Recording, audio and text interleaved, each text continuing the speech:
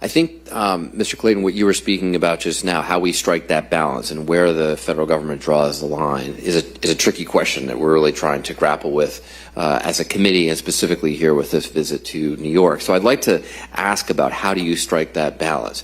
I mean, if I were an investment advisor, I'd have two primary concerns about investing in China that you've explained. One, that we're funding genocide, the buildup of the PLA, an eventual invasion of Taiwan, weapons that could be used against our kids.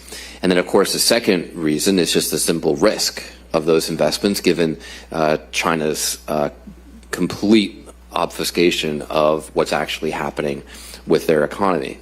Now, with regards to the first part, making sure that we're not supporting genocide, that's an absolute place where, of course, the U.S. government should be involved. On the risk side of things, I think that's a harder thing to figure out where the government should be involved versus where we should trust the market.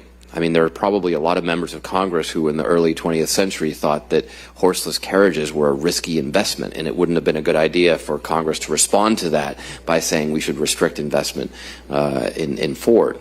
So trying to strike that balance with various different entities,